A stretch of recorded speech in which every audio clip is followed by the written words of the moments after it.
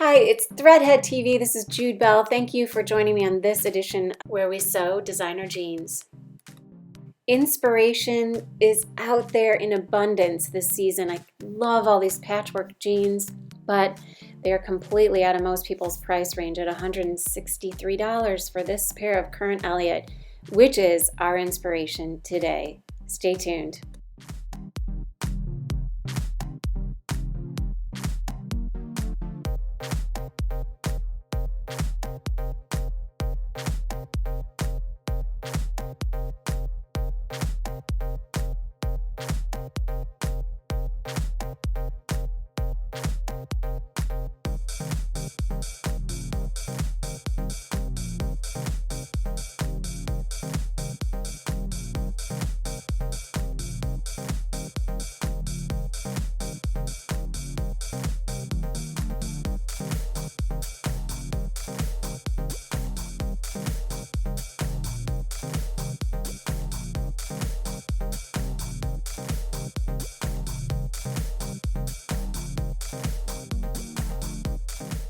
You really need to do 2 or 3 versions of something to get your best work. So I cut out the side seams. In my next version that I will do for myself, I will seam rip the side seams, as much of a pain as that is.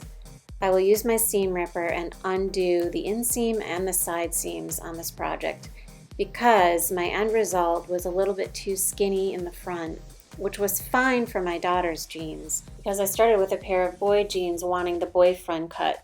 This cut of jean gave me a little more to work with through the legs, and I also made the back panels wider to make up for the front skinny panel. But for myself, if I have an already perfectly fitting pair of jeans and I'm using this front panel as my pattern, I want it exact. Now this front panel that you have will act as your pattern as you cut it into different pieces. Be sure you label each one, which is what I'm doing here. I'm putting R1 on the top for right leg 1, R2 on the next one, and so on, because there will be a lot of triangles and we don't want to get them all confused. You not only need to know your right side pattern from your left, but you also need to know which side faces up. So labeling them and pinning the paper on will eliminate any confusion. Once your pattern pieces are all labeled for both the right side and the left, then you're ready to cut out your pieces from other jeans. You need about 4 different colors of jeans, and for one of the colors I use the inside of the jean as my lightest. It's a different color on the inside. And you will need to leave a 5/8 inch seam allowance around each one of your pattern pieces. You will also need to label all the pieces that you cut out that you will be sewing. So this triangle I just made, I have pinned on a half a sheet of a Post-it note instead of a whole one, writing on R1 to indicate that that is my new piece, not my pattern piece.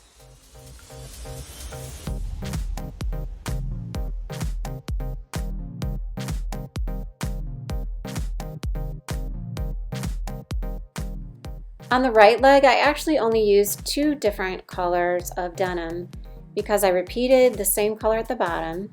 And the second triangle down, the lightest one, is actually the opposite side of the third triangle down. It's the wrong side of the fabric.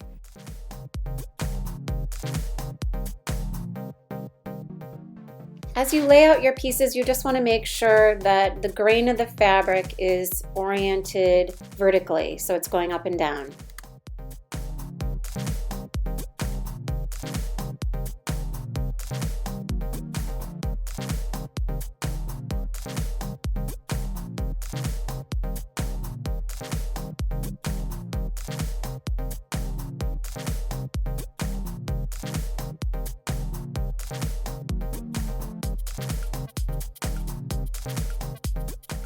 Another bonus to seam ripping the side seams instead of just cutting them off altogether is that you could leave a lot of your back panel legs intact.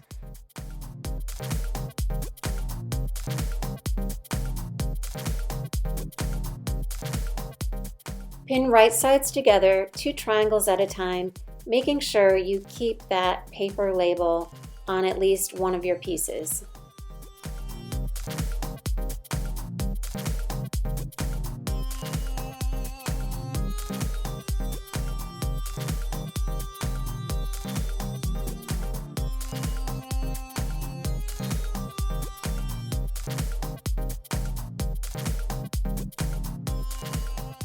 You will need a denim needle for your machine and a little bit heavier weight thread. After sewing my first seam, I went back to sew a second time along that same seam near it to reinforce.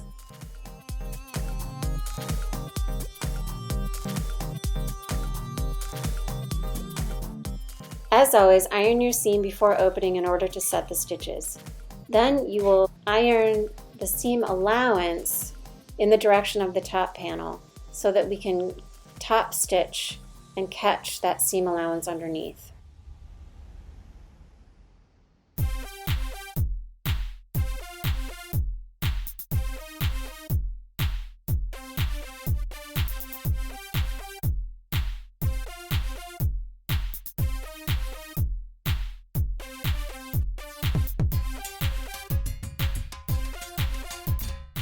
Now that all our seam allowances have been ironed upward, we will be top stitching each one of these panels. For top stitching, set your stitch length on a longer setting. On my machine it was a little bit above a 3. To achieve a nice and neat 1/4 inch away from the edge all the way along your top stitching, you focus on not where the needle is hitting, but focus instead on where you're feeding the edge of the fabric toward the foot and keep it uniform. Next, I need to seam rip the inseam and the outer seam in order to attach my new panels. However, I am not ripping the seams all the way to the crotch because I don't want to have to re-sew the crotch area. It's very thick and bulky, and for me to try to get that underneath my machine would be difficult. So I'm going to rip up here about 3 inches on each side. After seam ripping, I've ironed out those side seams flat, and now we are ready to attach our panels.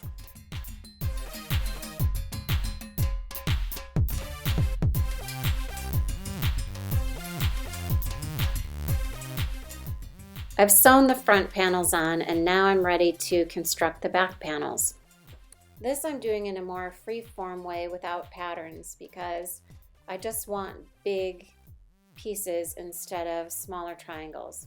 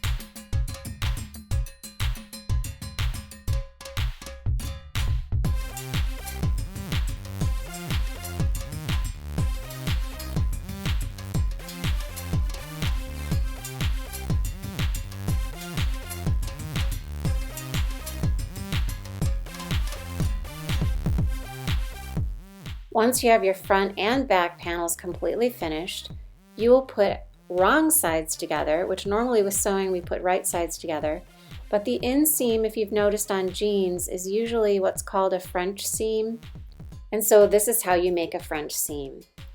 We will use this kind of seam only on the inside legs of the jeans. On the outside seams of the jean, we will use a regular seam. After sewing what you pinned 1/4 inch away from the edge, I use my serger for this, but you can use a regular sewing machine. Now we will put the jeans wrong side together with that 1/4 inch seam inside encased.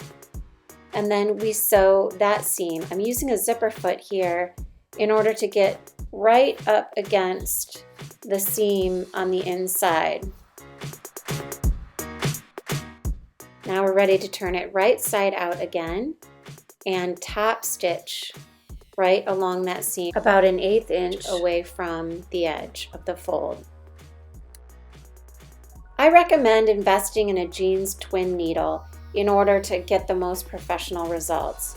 Here I just did one line at a time, and for my next jean project I will definitely have a twin needle. If you've ever wondered why there are 2 holders for spools of thread on the top of your machine, it's for times like this, to use a double needle. However, this is a clip from my next jean project, so for this one I just had the single needle. And if that's all you have, that's okay too. You just have to, again, make sure that this is really straight by feeding that first line on your presser foot, and don't worry about watching the needle. Not too bad. The last step is to sew the outside seams. I used my serger, but then I have to go back and reinforce it with a regular straight stitch on my sewing machine. But you can use a regular sewing machine and just go back and zigzag the seam to make it extra strong, or just double stitch it. I also removed one of the back pockets with the idea that I would put a different color back pocket on, but in the end I really just liked the way this looked, dark with no back pocket. And you have yourself a new pair of beautiful patchwork Current and Elliot-look-a-like jeans. Thanks for joining me on Threadhead TV. I hope this inspires you to do your own patchwork jeans. If you have any sewing related questions, please leave them in the comments below and I will try to answer them.